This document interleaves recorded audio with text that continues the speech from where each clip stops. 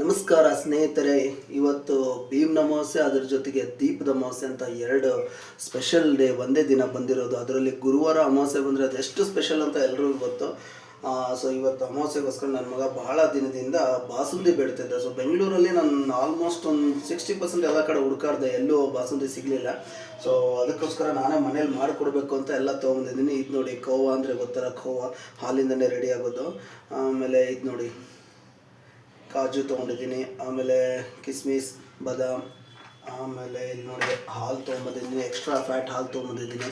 ಈ ಹಾಲಿಂದನೇ ಚೆನ್ನಾಗಾಗೋದು ಅಂತ ತೊಗೊಂಬಂದಿದ್ದೀನಿ. ಸೊ ಈಗ ನಾನು ಸ್ಟಾರ್ಟ್ ಮಾಡಬೇಕು ಇದನ್ನು. ಸೊ ಹೆಂಗೆ ಸ್ಟಾರ್ಟ್ ಮಾಡಬೇಕು, ಏನೇನು ಮಾಡಬೇಕು, ಇಂಗ್ರೀಡಿಯೆಂಟ್ಸ್ ಅಂತೂ ತೋರಿಸಿದ್ದೀನಿ. ಇನ್ನು ಸಕ್ಕರೆ ಒಂದು ಆ್ಯಡ್ ಮಾಡೋದು ತೋರಿಸ್ತೀನಿ. ಆಮೇಲೆ ಸಕ್ಕರೆ ತೊಗೊಂಡಿಲ್ಲ, ಇನ್ನೂ ತೊಗೊತೀನಿ. ಸೊ ಈಗ ತೊಗೊಂಡಿರೋ ಪ್ರಕಾರ ಎಲ್ಲನೂ ಹೇಳಿದ್ದೀನಿ. ಸೊ 1 by 1 ನಿಮಗೆ ಹೇಳ್ಕೊತ ಹೋಗ್ತೀನಿ. ಇಲ್ಲಿ ನೀವು ನೋಡ್ತಿದ್ದೀರಿ, ನಾನು